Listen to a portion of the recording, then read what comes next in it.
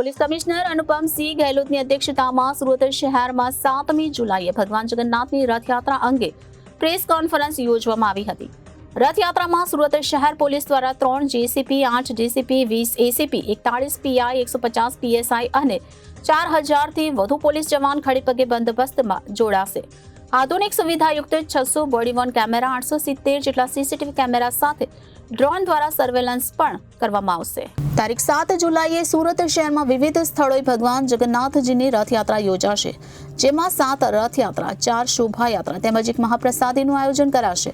આ સંદર્ભે press conference યોજી પોલીસ કમિશનર અનુપમસિંહ ગેહલોતે જણાવ્યું હતું કે શહેરમાં તારીખ 7મીએ રથયાત્રાના આયોજન અંતર્ગત કાયદો અને વ્યવસ્થા જળવાઈ રહે એ માટે પૂરતો પોલીસ બંદોબસ્ત કરવામાં આવ્યો છે, તેમજ આધુનિક સુવિધાયુક્ત 600 બોડી વોર્ન કેમેરા, 870 જેટલા સીસીટીવી કેમેરા સાથે ડ્રોન દ્વારા સર્વેલન્સ કરવામાં આવશે। બંદોબસ્તની તૈયારીના ભાગરૂપે પોલીસ મહાનિર્દેશક અને મુખ્ય પોલીસ અધિકારી શ્રીની સૂચના મુજબ કોમ્બિંગ તેમજ હોટલ, ગેસ્ટ હાઉસ ચેકિંગ સાથે ગુનાહિત પ્રવૃત્તિમાં સંડોવાયેલા વ્યક્તિઓ પર વોચ રાખવામાં આવી રહી છે। કોઈ અનિચ્છનીય બનાવ ન બને તે માટે પૂરતી તકેદારી રખાઈ રહી છે। વધુમાં તેમણે જણાવ્યું કે રથયાત્રામાં સુરત શહેર પોલીસ દ્વારા 3 JCP, 8 DCP, 20 ACP, 41 PI, 150 PSI અને 4000થી વધુ પોલીસ જવાન ખડેપગે બંદોબસ્તમાં જોડાશે। સંયુક્ત police commissioner, DCP, ACP, police inspector દ્વારા અલગ અલગ સ્તરે શાંતિ સમિતિની બેઠક કરવામાં આવી છે। રથયાત્રા આયોજકો, ફ્રેન્ડ ઓફ પોલીસ તેમજ ધર્મગુરુઓ સાથે રથયાત્રાના આયોજનનું સંકલન કરાયું છે, જેમાં તેમનો ઉમદા સહકાર મળ્યો છે। રૂટ ડાયવર્ઝન તેમજ ભારે વાહન પ્રતિબંધ માટે ટ્રાફિકનું જાહેરનામું, હથિયારબંધી, ધ્વનિ પ્રદૂષણના જાહેરનામા બહાર પાડવામાં આવ્યા હોવાનું પોલીસ કમિશનર શ્રીએ ઉમેર્યું હતું। આ પ્રેસ કોન્ફરન્સમાં સુરત શહેરના સંયુક્ત પોલીસ કમિશનર વાબાંગ ઝમીર અને એનકે ડામોર પણ ઉપસ્થિત રહ્યા હતા। શહેરમાં મુખ્ય રથયાત્રા બપોરે 2 વાગે રેલવે સ્ટેશનથી શરૂ થઈ દિલ્હી ગેટથી ફાલસાવાડી સર્કલથી બ્રિજ નીચેથી સહારા દરવાજા, બ્રિજ નીચેથી રિંગ રોડ, ટેક્સટાઇલ માર્કેટ, માન દરવાજા, ઉધના દરવાજા, બ્રિજ નીચેથી Majura gate, Athwa gate, Sardar bridge થઈને ગુજરાત ગેસ સર્કલથી ચોકસીવાડી, ઋષભ 4 રસ્તા, રાંદેર રોડ, નવયુગ કોલેજ, તાળવાડી 3 રસ્તા, પાલનપુર પાટિયા, રામનગર થઈ Mora Bhagal, Subhashbag, garden circle, Jahangirpura overbridge નીચેના 3 રસ્તા, જહાંગીરપુરા ઇસ્કોન સર્કલથી જમણે ટર્ન લઈ ઇસ્કોન મંદિર જહાંગીરપુરા ખાતે પૂર્ણ થશે। વિવેક સિંહ, જનાદેશ ન્યૂઝ, સુરત। 7 જુલાઈના રોજ આપણા ભગવાન શ્રી જગન્નાથજીના અષાઢી બીજના રથયાત્રા છે। આમાં સુરત શહેર ખાતે કુલ 7 જેટલા રથયાત્રાના આયોજન છે, 4 જેટલા શોભાયાત્રા છે, 1 મહાપ્રસાદના આયોજન છે। આમાં ખાસ કરીને આપણી જો યાત્રાઓમાં અલગ અલગ વિસ્તારમાં યાત્રા નીકળશે અને જો મુખ્ય યાત્રાઓમાં એક રેલવે સ્ટેશનથી ચાલુ થઈને જહાંગીરપુરા ઇસ્કોન મંદિર સુધી તક જશે જોઈએ।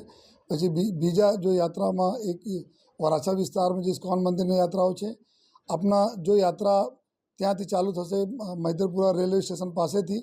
આમાં લગભગ જો 40થી 50,000 લોકો જ્યારે પ્રોસેસન નીકળશે અને પછી આગળ જે રીતે રસ્તાઓ આવતા રહેશે, આમાં ટોટલ જો લાખોની સંખ્યામાં કરીબ ટોટલ સમગ્ર રૂટ ઉપર 8 થી 9 લાખ લોકો પછી દર્શન કરવા માટે ભગવાનના અલગ અલગ વિસ્તારમાં ભેગા થતા હોય છે અને ભગવાનના દર્શન કરતા હોય છે।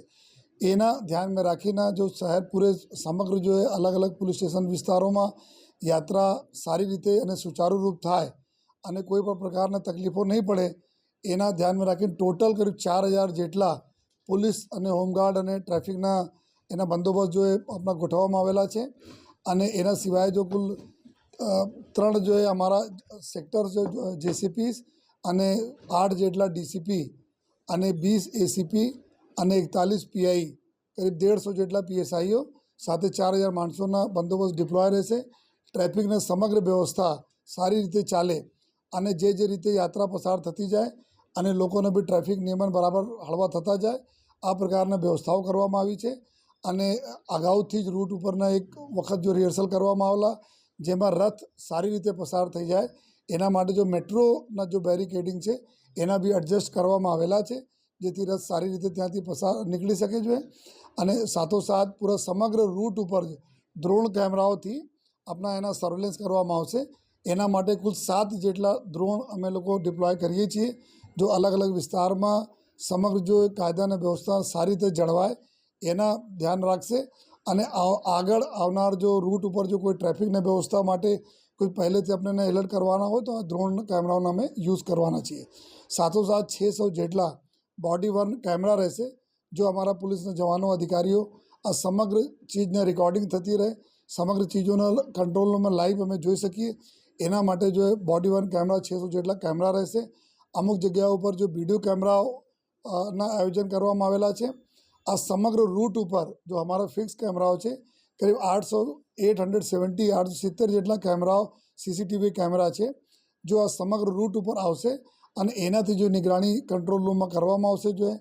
જો અમે સૂચનાઓ આપવા માંગતા હોઈએ જો લોકોના, પોલીસના, અને સાથોસાથ જો અમારા જો દર્શનાર્થીઓ હોય છે કે સારી વ્યવસ્થા જાળવવા માટે, એના માટે અત્યારે જો ગયા અઠવાડિયામાં આ સમગ્ર રથયાત્રા રૂટ ઉપર કુલ 50 જેટલા પબ્લિક એડ્રેસ સિસ્ટમ પણ જો ઊભા કરવામાં આવેલા છે આ રૂટ ઉપર, જેથી જો અમે પબ્લિક સાથે કમ્યુનિકેટ કરી શકીએ.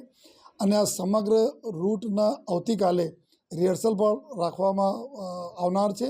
અને સમગ્ર રૂટ ઉપર જો તમામ અમારા અધિકારીઓ માણસો એના રૂટના રિહર્સલ આવતીકાલે 3 વાગ્યાથી કરશે. એના પહેલે બી એક ફ્લેગ માર્ચ અને રૂટ રિહર્સલ કરી લેવામાં આવેલા છે.